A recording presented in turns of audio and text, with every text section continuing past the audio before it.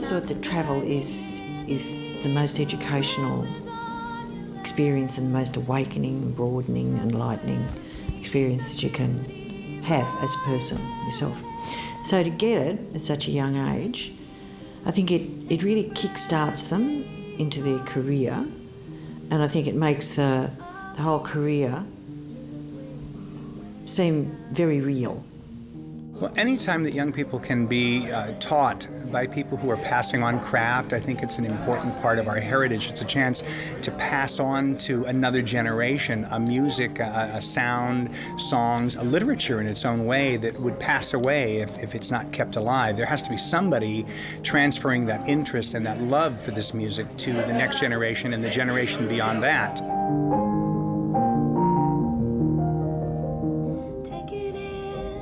Take a breath, take all you need. There's no need to hurry, we've got all day.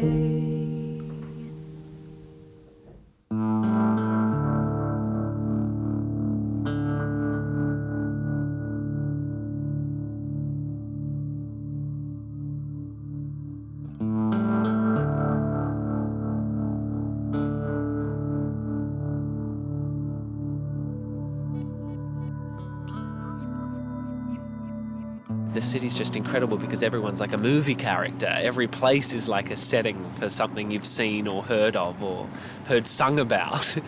There are bright lights, there are loud people, there are pretzel carts, which I loved. There are these like steaming potholes in the middle of the street, and you just walk through it feeling incredibly anonymous because there are millions of other people in the city. And at the same time you feel like you have a reason to be there and you have somewhere to go. And I think that's when you're going to enjoy the city most, because the great thing about the scholarship is it's not just a holiday. It's got a really strong agenda behind what you're going to do, who you're going to meet, where you're going to sing and perform and what you're going to see. And you feel active and useful, and that's when the city's at its best, really. When I received the news that I was actually selected, I was absolutely blown away, and yeah, kind of numb at the start. I didn't quite think about how it was actually going to affect my life, and then I kind of got home, and it wasn't until I was talking to family and friends about it that I realised, you know, this is going to change my life, and it did. Well, about 6 years ago, I received a call from a woman named Mary Lopez. I did not know Mary. She's from Sydney, Australia, and she told me about a program that she had created in Australia, the Talent Development Project. And it was to nurture young talent in all genres of music, in particular musical theatre and cabaret. The Talent Development Project is a really special program that prepares young people from government schools for a career in the entertainment and music industry.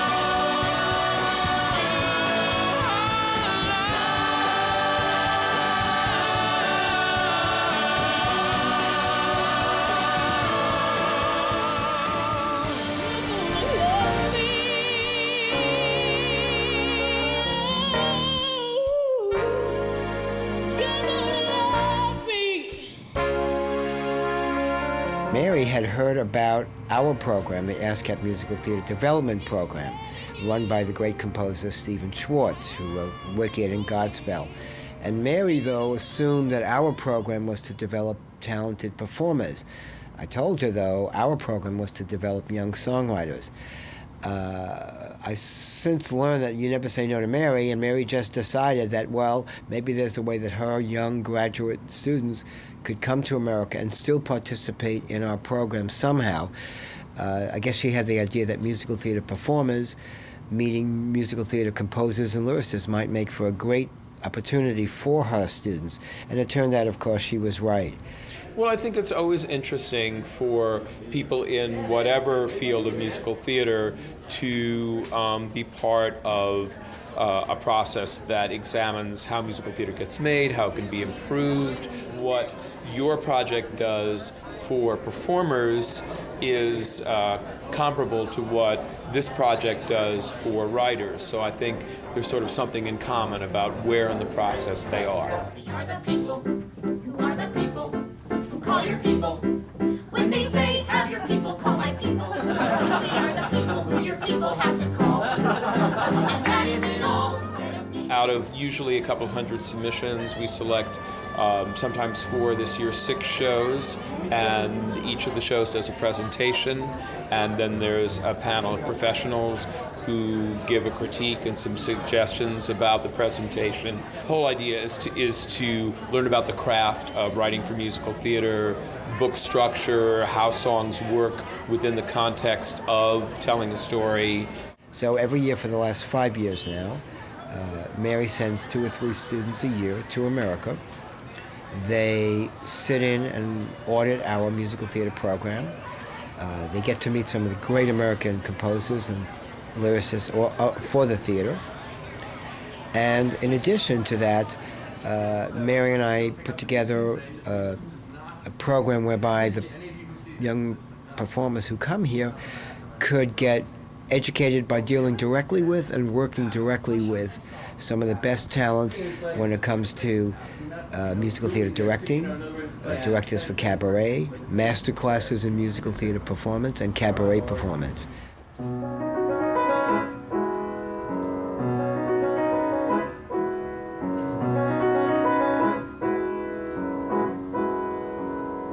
Anytime you laugh, anytime you cry,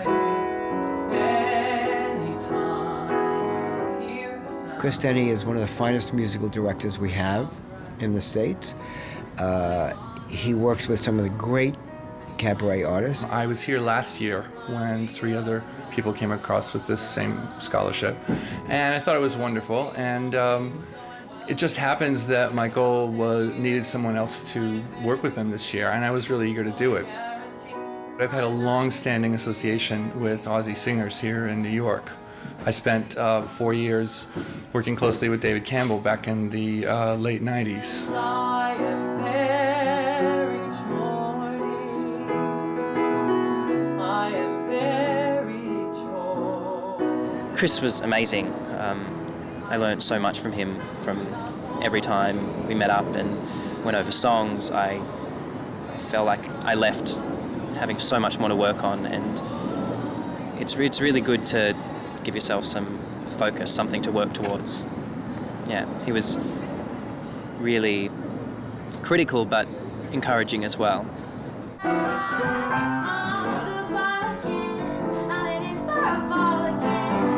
You know, they're amazingly quick.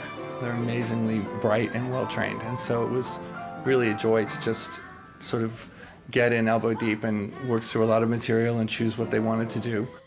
I'm doing stop time. Just All right. Now I Slip again. I'm about to take that tip again. Got my grip again. Taking it somehow. to also spend a little time kind of coaching, trying to push them a hair beyond their comfort zone, just for the purposes of having a good experience here. He was very different to people I've worked with before in that he gave a lot more of his opinion, which was very, very helpful in the making of the showcase.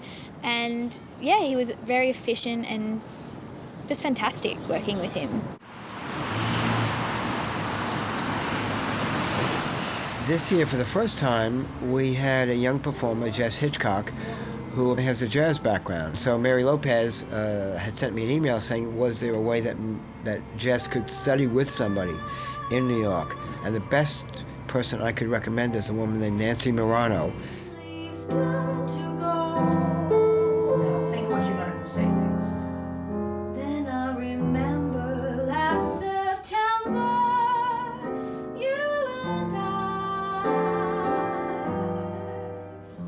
Nancy taught me a lot about the feel of jazz, and she taught me about interpreting the music in my own way. And just that in music in general, you really have to look at the lyrics and kind of make your own interpretation of it through the lyrics, but also through the music and the rhythm, and just changing it all up so that it comes from you and not just from the sheet of paper. And then as you're singing that, you picture that lyric so that when you're seeing it yourself, you'll be able to convey that more, okay? Yeah. And your breathing will depend on your phrasing, obviously. Okay, I've gotten calls all week that this girl is in town. She's from Australia, which is far away. Yeah. And she's in town for a couple days doing some shows, and I can't wait to hear her. Where's Jessica Hitchcock? Jessica, there you are. Ladies and gentlemen, Jessica Hitchcock.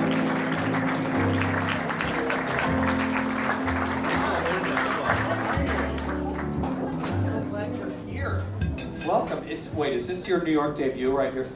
Yes. Yeah. Oh, it actually is. It really is? It really is. Oh, I'm so excited. First time I'm seeing it in New York. Oh, yay.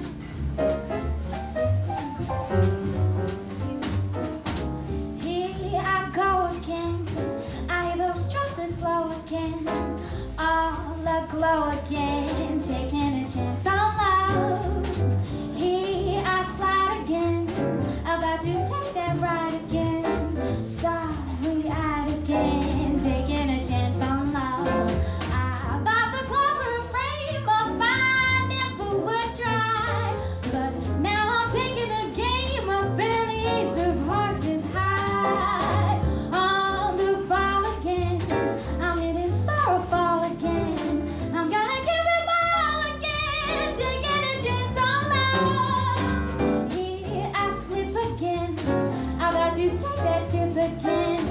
Got my grip again. Taking a chance on Birdland was amazing. I've always wanted to sing there. It's been one of my dreams, and so getting to sing there twice was so much fun. Jim Caruso, who did the cast party, was amazing. He's just the nicest guy ever, and he's just really supportive of everyone that comes in there. And yeah, the atmosphere that was in there was just, I don't know, it gave me goosebumps. again. I'm gonna give it my all again. Taking a chance on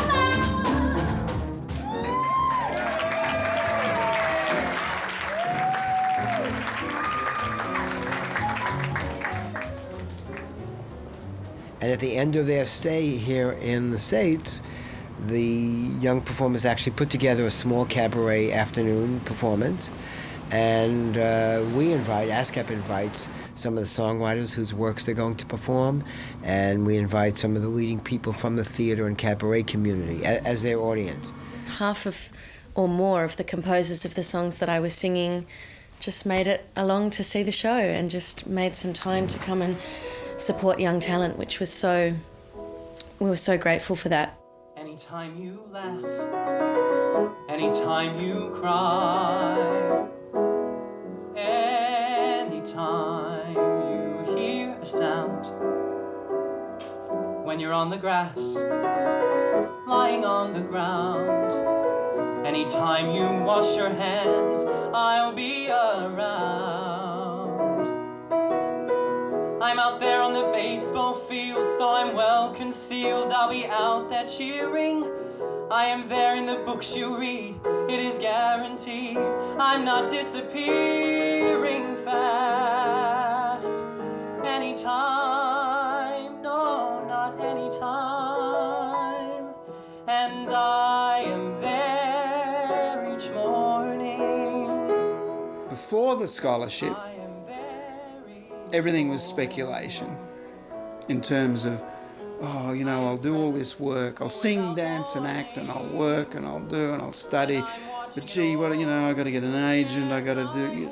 There was no place you could go where there was an end game, a payoff.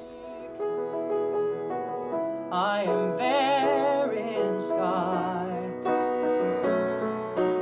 You know, however many of us now have gone through it and have just come away with such a wealth of knowledge from the time that we spent over there. And if you are serious about performing in the musical theatre industry, then you know, sending a few people or a couple of people over to New York to work with these people could not be a better springboard for any actor, any performer. When I came back, I just wanted to work so much harder and be so much better, because I've seen where it can take me. Anytime it's night, anytime the earth moves, I'll be around. There's nothing like this anywhere else on the planet. I'll never forget that moment in my life where I was awarded the scholarship and was able to go over there and pursue a lifelong dream. This is a golden opportunity for any young person who aspires to do this. And the irony is that very few places that Americans would be able to go to get some of this attention, and frankly, to get Stephen Schwartz and some of these writers and directors who show up at this particular event, there's nothing they could probably do that would get those people's attention. And now Adam and Jess can probably invite them out to lunch next week. So, it's a wonderful mixture of giving them an opportunity to actually to be noticed and to be taken care of in a way, and to be introduced to a segment of society that really otherwise there's just no way without ASCAP and without the talent development people. It wouldn't be possible. There's no other way to do it.